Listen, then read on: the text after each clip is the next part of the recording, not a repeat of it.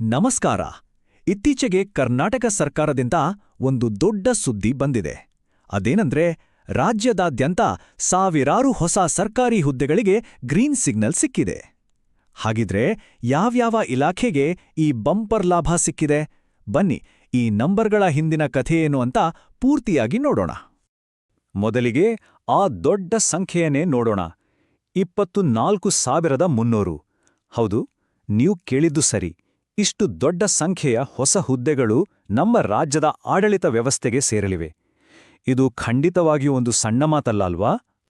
ಈ ಸಂಖ್ಯೆಯನ್ನ ನೋಡಿದ ತಕ್ಷಣ ಒಂದು ಪ್ರಶ್ನೆ ಬರುತ್ತೆ.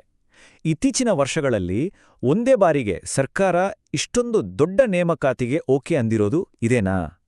ಈ ಘೋಷಣೆಯ ಮಹತ್ವವನ್ನ ಅರ್ಥ ಮಾಡ್ಕೊಳ್ಳಕ್ಕೆ ಈ ಪ್ರಶ್ನೆ ತುಂಬಾನೇ ಮುಖ್ಯ. ನಾವು ಮಾತಾಡ್ತಿರೋ ಈ ಎಲ್ಲಾ ಮಾಹಿತಿ ಅಧಿಕೃತ ಮೂಲದಿಂದ ಬಂದಿರೋದು.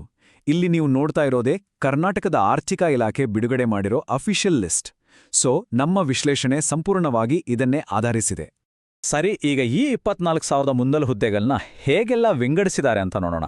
ಇದರಿಂದ ಯಾವ ಲೆವೆಲ್ನ ಅಧಿಕಾರಿಗಳು, ಯಾವ ಲೆವೆಲ್ನ ಸಿಬ್ಬಂದಿ ಜಾಸ್ತಿ ನೇಮಕ ಆಗ್ತಾರೆ ಅನ್ನೋ ಒಂದು ಕ್ಲಿಯರ್ ಪಿಕ್ಚರ್ ಸಿಗುತ್ತೆ. ಸಾಮಾನ್ಯವಾಗಿ ಸರ್ಕಾರಿ ಹುದ್ದೆಗಳನ್ನ ಗ್ರೂಪ್ ಎ, ಗ್ರೂಪ್ ಬಿ ಮತ್ತೆ ಗ್ರೂಪ್ ಸಿ ಅಂತ ವಿಂಗಡಿಸ್ತಾರೆ ಅಲ್ವಾ? ಇಲ್ಲಿ ನೋಡಿ, ಇಲಾಖೆಯ ಪಕ್ಕ ಆ, ಇ ಮತ್ತೆ ಒಟ್ಟು ಅಂತ ಇದೆಯಲ್ಲ, ಆ ಅಂದ್ರೆ ಗ್ರೂಪ್ ಎ, ಆ ಅಂದ್ರೆ ಗ್ರೂಪ್ ಬಿ, ಇ ಅಂದ್ರೆ ಗ್ರೂಪ್ ಸಿ. ಸಿಂಪಲ್ ಆಗಿ ಹೇಳೋದಾದ್ರೆ ಎ ಮತ್ತು ಬಿ ಹೈಯರ್ ಆಫೀಸರ್ಸ್, ಸಿ ಅಂದ್ರೆ ಉಳಿದ ಸಿಬ್ಬಂದಿ. ಪ್ರತಿಯೊಂದು ಇಲಾಖೆಯ ಹುದ್ದೆಗಳನ್ನ ಹೀಗೆ ವಿಂಗಡಿಸಿದ್ದಾರೆ. ಸರಿ, ಈಗ ಬಹುಶಃ ಎಲ್ರೂ ಕಾಯ್ತಾ ಇರೋ ವಿಷಯಕ್ಕೆ ಬರೋಣ. ಈ ಬೃಹತ್ ನೇಮಕಾತಿಯಲ್ಲಿ ಸಿಂಹ ಪಾಲು ಅಂದ್ರೆ ಅತಿ ದೊಡ್ಡ ಪಾಲು ಯಾವ ಇಲಾಖೆಗಳಿಗೆ ಸಿಕ್ಕಿದೆ?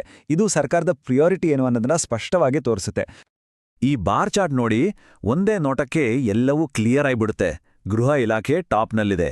ಅದರ ಹಿಂದೆನೇ ಸಮಾಜ ಕಲ್ಯಾಣ ಮತ್ತೆ ಕಂದಾಯ ಇಲಾಖೆಗಳಿವೆ. ಒಂದು ಇಂಟ್ರೆಸ್ಟಿಂಗ್ ವಿಷಯ ಏನಂದ್ರೆ, ಈ ಮೂರೇ ಇಲಾಖೆಗಳು ಸೇರಿ ಒಟ್ಟು ಹುದ್ದೆಗಳಲ್ಲಿ ಅರ್ಧಕ್ಕಿಂತ ಹೆಚ್ಚಿನ ತಗೊಂಡಿವೆ. ಮೊದಲಿಗೆ ಲಿಸ್ಟ್ನಲ್ಲಿ ಟಾಕ್ನಲ್ಲಿರೋ ಗೃಹ ಇಲಾಖೆ ಬಗ್ಗೆ ಮಾತಾಡೋಣ.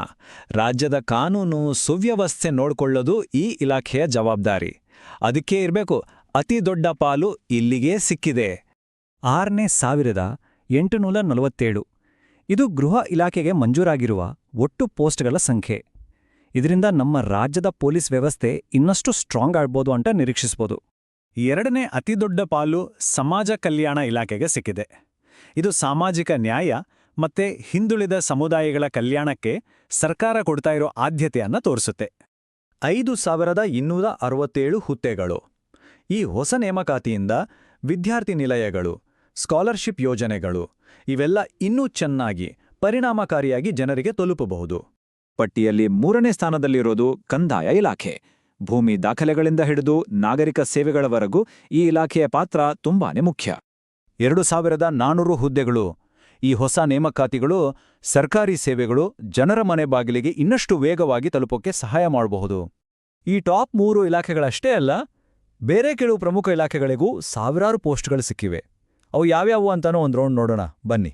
ಇಲ್ಲಿ ನೋಡಿ, ಉನ್ನತ ಶಿಕ್ಷಣ, ಆರೋಗ್ಯ ಮತ್ತೆ ಅಲ್ಪಸಂಖ್ಯಾತರ ಕಲ್ಯಾಣ ಇಲಾಖೆಗಳಿಗೂ ಸಾವಿರಾರು ಹುದ್ದೆಗಳು ಮಂಜೂರಾಗಿವೆ. ಹಾಗೆ ಪಶುಸಂಗೋಪನೆ ಮತ್ತೆ ಹಿಂದುಳಿದ ವರ್ಗಗಳ ಕಲ್ಯಾಣ ಇಲಾಖೆಗಳಿಗೂ ಒಳ್ಳೆ ಸಂಖ್ಯೆಯಲ್ಲೇ ಹುದ್ದೆಗಳು ಸಿಕ್ಕಿವೆ. ಅಂದ್ರೆ ಅಭಿವೃದ್ಧಿ ಅನ್ನೋದು ಒಂದೇ ಕಡೆ ಅಲ್ಲ, ಎಲ್ಲ ಕಡೆನೂ ಆಗ್ಬೇಕು ಅನ್ನೋದು ಸರ್ಕಾರದ ಉದ್ದೇಶ ಇರ್ಬೋದು. ಹಾಗಿದ್ರೆ ಈ ಎಲ್ಲಾ ಸಂಖ್ಯೆಗಳ, ಈ ಎಲ್ಲಾ ನೇಮಕಾತಿಗಳ ನಿಜವಾದ ಅರ್ಥ ಏನು? ಮುಂದಿನ ದಿನಗಳಲ್ಲಿ ರಾಜ್ಯದ ಮೇಲೆ ಇದರ ಪ್ರಭಾವ ಹೇಗಿರಬಹುದು? ಕೊನೆಯದಾಗಿ ನಮ್ಮ ಮುಂದೆ ಇರೋದು ಒಂದೇ ಒಂದು ದೊಡ್ಡ ಪ್ರಶ್ನೆ. ಇಷ್ಟೊಂದು ದೊಡ್ಡ ಸಂಖ್ಯೆಯ ಹೊಸ ನೇಮಕಾತಿ ರಾಜ್ಯದ ಆಡಳಿತಕ್ಕೆ ಒಂದು ಹೊಸ ಚೈತನ್ಯ, ಒಂದು ಹೊಸ ಸ್ಪೀಡ್ ಕೊಡ್ತಾ? ಸರ್ಕಾರಿ ಸೇವೆಗಳ ಗುಣಮಟ್ಟ ನಿಜವಾಗ್ಲೂ ಸುಧಾರಿಸ್ತಾ? ಇದನ್ನು ಯೋಚನೆ ಮಾಡಬೇಕಾದ ವಿಚಾರ.